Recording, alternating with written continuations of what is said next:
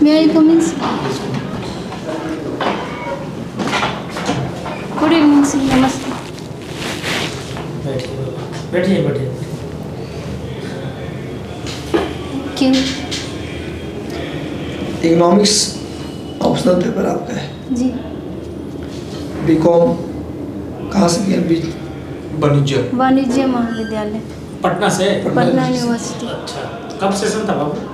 2017 2017 था. 2017. अच्छा जी. चलिए, इकोनॉमिक्स आपका ऑप्शनल है. काफ़ी अच्छे से पढ़ा आपने. सर जी. अच्छा, एक होता है ना, एक टर्म आता है जीरो बेस्ड बजट. क्या होता है ये? शून्य आधारित बजट. क्यों सर, हिंदी में ही होता है. क्या होता है? Sorry sir. जेंडर बजट से क्या समझते हैं? सर इसमें किसी खास लिंग आधारित बजट पर फोकस किया जाता है, समूह पर, उसको जेंडर बजट कहते हैं. पहली बार कब बना था भारत में? सर शायद 2008 में, शायद, कंफर्म नहीं है. अच्छा, ये बताइए कि डेफिसिट फाइनेंसिंग, हीनार्थ प्रबंधन क्या है?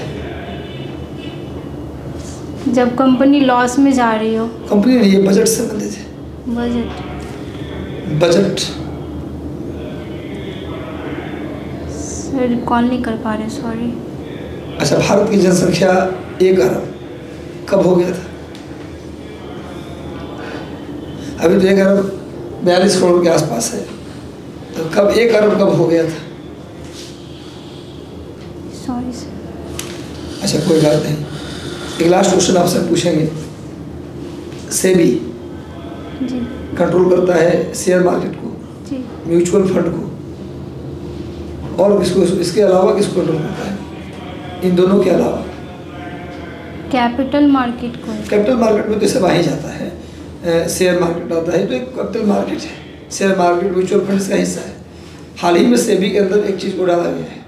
पहले उसको करता था control future market commission, FMC, वायदा बाजार आयोग, ये करता था. उसको कंट्रोल, उसको भंग कर दिया गया. ये अरुण जेटली थे वित्त मंत्री, उसको उसमें डाल दिया गया है ना. चलिए, कोई बात नहीं. ठीक है सर. MSP क्या है बाबू? MSP समझती हो? जी. क्या है बताओ? Marginal selling price. हाँ, क्या है? MSP सच्ची बताइए बच्चा. MSP जो फसलों पे जारी किया जाता है. Marginal standard. ठीक सर, आराम सोच के बताइए. घबराए हैं कुछ? घबराना, हम लोग नंबर नहीं दे रहे हैं. हम लोग आपकी कमियों को दूर कर रहे हैं. एकदम आराम से जवाब दीजिए, सोच के जवाब दीजिए. घबराना नहीं, आपको आता है. MSP maximum selling price. Sir अच्छा, कोई बात नहीं. कौन जारी करता है? हाँ, तो कौन जारी करता है इसको? वित्त मंत्रालय. कौन तैयार करता है? फाइनेंस. अच्छा, कोई बात नहीं. दूसरा कोई नहीं बोले. बताओ बेटा, GDP क्या है? किसी देश की आर्थिक सीमा के अंदर एक वर्ष के उपरांत भारतीयों और गैर भारतीयों के द्वारा अर्जित आय को, उत्पादित वस्तुओं के कुल मूल्य को GDP कहा जाता है. NNP घरेलू सीमा के अंदर, भारतीयों के अंदर, घरेलू सीमा के अंदर और सीमा के बाहर केवल भारतीयों के द्वारा कुल उत्पादित आय को NNP कहा जाता है, जिसमें सर डेप्रिसिएशन को घटाया जाता है.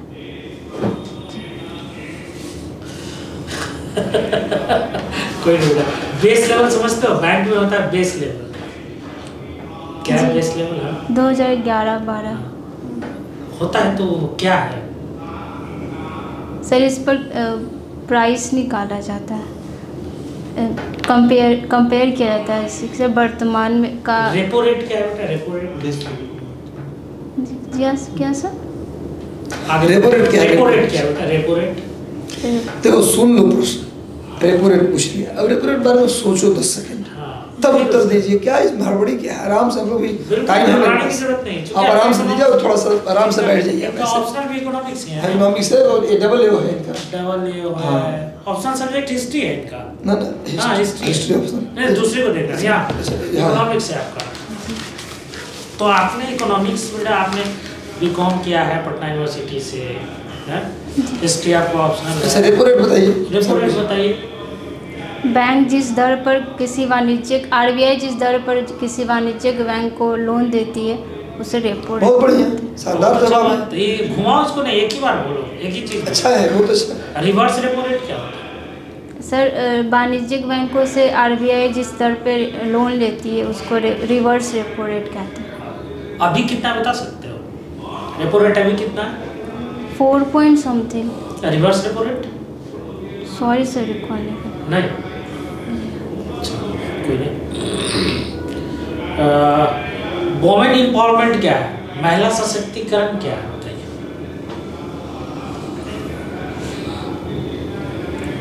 सर समाज के विभिन्न क्षेत्रों में महिलाओं के प्रतिनिधित्व को बढ़ावा देना, उनकी सहभागिता को बढ़ावा देना, उनको आर्थिक रूप से सशक्त करना ही वुमेन एम्पावरमेंट है। कोई उदाहरण बताइए वुमेन एम्पावरमेंट का। सर ये हाल ही में एक विधेयक पास हुआ है सर, नाम मुख्यमंत्री महिला वंदन योजना, अच्छा, जिसमें सर लोकसभा और विधानसभा में महिलाओं के लिए 33% सीट का आरक्षण किया जा रहा है। अच्छा अच्छा जी।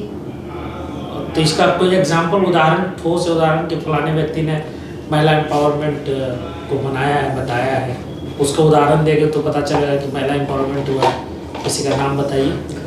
निर्मला सीतारमण। अच्छा, और स्मृति ईरानी। वाह वाह वाह। और कुछ बिहार में भी कोई पर्सनालिटी है उस तरह की? जी। कौन है? सर राबड़ी देवी। राबड़ी देवी, वाह वाह, गुड गुड गुड, अच्छा। श्रीमती राबड़ी देवी। हाँ श्रीमती राबड़ी देवी, अच्छा है, अच्छा है, बढ़िया है। तो घबराती है। पिछले ऑलमोस्ट 6 महीने से रेपो रेट जो है मैंने उसी बेसिस पॉइंट पे उसको RBI ने आगे पीछे नहीं बढ़ाया। क्यों? हाँ मतलब क्यों और कितना है? Sir repo rate 4 point something था। बेस पॉइंट क्या होते हैं? Sorry sir.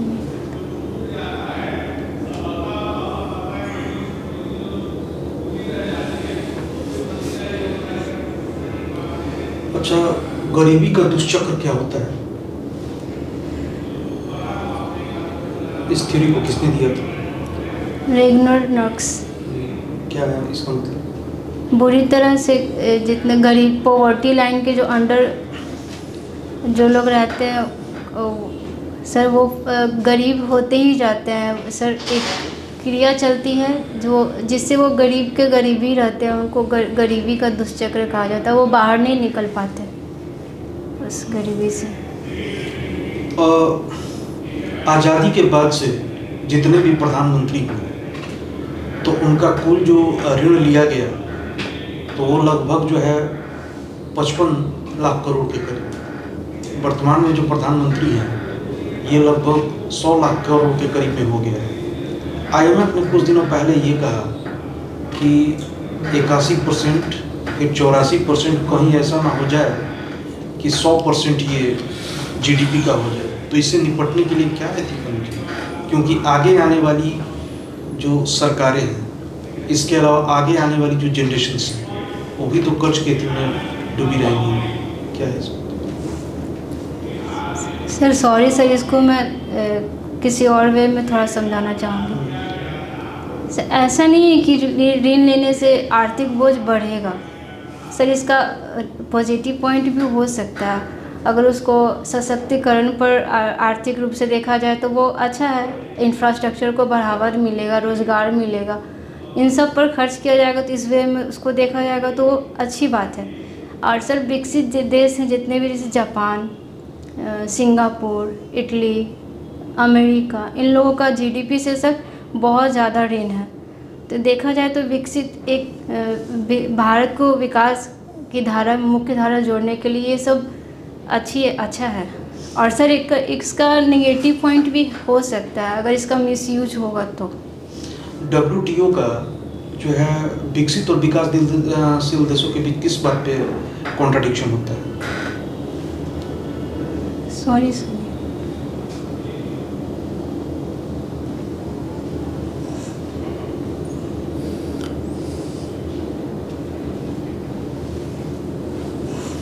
अभी कुछ दिनों पहले ये एक डाटा जारी किया गया, ठीक है, विश्व बैंक के द्वारा। तो GDP के आधार पे सबसे मतलब GDP का पर कैपिटा इनकम के हिसाब से कौन सा देश दुनिया में टॉप पर है? जानकारी है तो बताना है। सर हम न्यूज़पेपर में पढ़े थे बट अभी याद नहीं आ रहा। और एशिया में कौन सा देश? एशिया में सर चीन नहीं, जापान। सॉरी सर पढ़े थे बट याद नहीं। चीन जापान तो है ही नहीं उसमें। सर सिंगापुर होगा। चलिए आपको एक हिंट देता हूँ, वहाँ पे फीफा वर्ल्ड कप है। Qatar.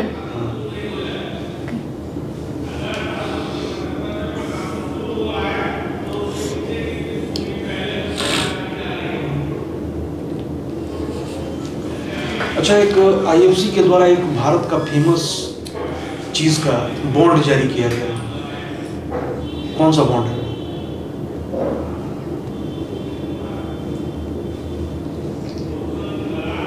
Sorry. Credit of letter और LOU क्या है?